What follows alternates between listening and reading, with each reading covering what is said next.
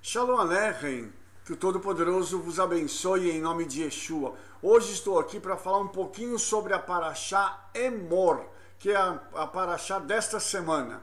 Hoje eu gostaria de tratar de um assunto interessante que está ligado aos matrimônios proibidos a um Cohen, que é o sacerdote. Então, a Torá ela traz uma proibição de um sacerdote de casar-se com uma dessas mulheres. E estas leis ainda estão em vigor em Israel em nossos dias. Uma halahá, que é a filha de um Cohen ou um Cohen Gadol, nascida de uma união que lhe é proibida. Por exemplo, uma moça que é nascida do casamento entre um Cohen e uma divorciada. Uma zoná, uma mulher que teve relações proibidas. Daqui a pouco eu vou falar sobre isso. Uma guioret, que é uma convertida. Um Cohen só pode casar-se com uma moça judia de nascimento. E uma gerushá, que é uma mulher divorciada. Então, por que isso acontece? Porque o Cohen, ele precisa de uma esposa que carregue juntamente consigo o nível de santidade que ele tem como sacerdote. Então, não é possível ele pegar e casar com qualquer mulher. Agora, como é que esta prática se aplica aos nossos dias? Vamos dar uma olhada. Antes disso, eu gostaria de mostrar uma coisa aos irmãos. Primeiro, em Êxodo 19:6 está escrito assim: e vós me sereis um reino sacerdotal e um povo santo. Estas são as palavras que falarás aos filhos de Israel. Interessante notar que a Torá já mostra que o povo de Israel, e nós estamos inclusos dentro desse povo, seríamos um reino sacerdotal e uma nação santa, apontando já para a época em que os templos seriam destruídos e que o judeu comum, o pai de família, se tornaria um sacerdote. Aí nós temos em Apocalipse duas ocorrências muito interessantes. Apocalipse 1:6 que diz: e nos fez reis e sacerdotes para Elohim seu Pai. A ele digo seja a glória e o poder para todos sempre. Amém. E depois Apocalipse 5:10 que diz: e para o nosso Elohim nos fizeste reis e sacerdotes e reinaremos sobre a terra. Ok, esses versos nos mostram o quê? Que nós também fazemos parte deste reino sacerdotal. Se cada um dos homens que servem a Yeshua são sacerdotes, então nós precisamos tomar cuidado com quem devemos nos casar. E isso evoca uma outra questão muito interessante.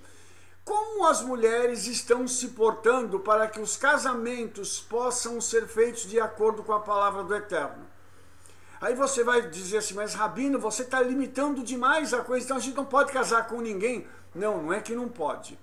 É que os casamentos deveriam ser feitos numa determinada ordem, dentro de um determinado esquema.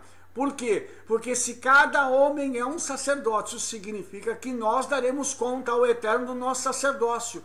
O nosso sacerdócio familiar, o nosso sacerdócio enquanto empresários, enquanto trabalhadores, enquanto servos do Eterno, o nosso sacerdócio dentro das nossas congregações, dentro das nossas igrejas. Nós vamos dar conta disso.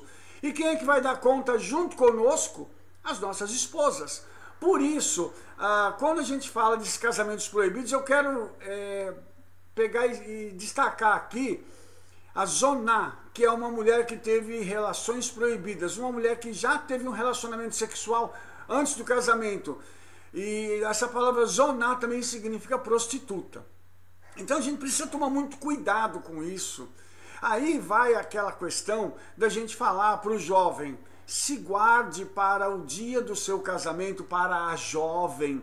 Dizer, você mantém a sua pureza, para você tem que se guardar para o seu esposo, para aquele homem que será o teu marido de fato e de verdade. E por que isso, amados? Porque quando Yeshua diz que ele vai vir buscar um povo, ele chama esse povo um povo santo, que é como uma noiva imaculada, uma noiva virgem. Então a noiva de Yeshua, ela também é virgem, ou seja, ela mantém as características de separação para com o mundo. Uma moça, ela pode ter amizade com quem ela quer, um moço também, um rapaz, mas eles devem se guardar para os seus cônjuges, para que os seus casamentos sejam duradouros. Isso ainda acontece muito no meio ortodoxo, quando os judeus ortodoxos se separam para se casarem virgens. Isso é uma coisa maravilhosa, porque eu gostaria de informar uma coisa aos irmãos. Na Bíblia não existe paixão, eu não tenho que me apaixonar por alguém. Eu me caso para poder amar aquela pessoa. É diferente do padrão que o mundo ensinou. Vamos andar um pouquinho mais para a gente poder destrinchar isso aí. Uma guioret, que é uma convertida. Você imagina que o judeu ele quer se casar com uma judia. Por quê? Para ela acompanhar o ritmo dele dentro das escrituras. Você imagina você casar com uma pessoa que não te acompanha, que não consegue ter a mesma emuná que você tem, que não consegue orar junto com você da forma como você ora, que não consegue obedecer os mandamentos do Eterno como você obedece? É uma coisa muito complicada. Uma pessoa que busca outras coisas e às vezes, espiritualmente falando, busca outros recursos que não os da palavra do Eterno.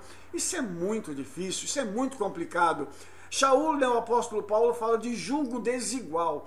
Se casar com alguém que não tem a mesma experiência espiritual que você teve, isso não pode acontecer.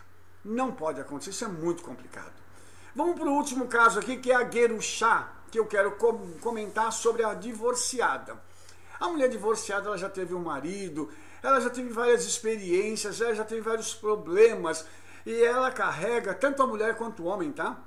Eles carregam consigo marcas na alma que são difíceis de serem saradas. É necessário muita graça para sarar tudo isso, sanar tudo isso e o casamento andar redondinho 100%. Então, a gente precisa evitar esse tipo de coisa. E você vai me dizer, Rabino, e essas pessoas vão ficar sem se casar? Não, certamente eles não vão ficar sem se casar. Mas nós devemos procurar excelência nos nossos relacionamentos com o Eterno e com a pessoa com quem nós desejamos formar uma família, levar um relacionamento adiante. Então, nós estamos falando aqui de um nível alto de obediência da palavra do Eterno. Quanto mais nós obedecemos, mais bênçãos nós atraímos sobre as nossas vidas. Esse é um princípio que nós precisamos nos cuidar com ele. Precisamos manter os nossos relacionamentos matrimoniais, os nossos relacionamentos num nível muito alto, para que nós possamos ter comunhão junto com o nosso cônjuge, com o Eterno, com o Yeshua, com o Espírito Santo.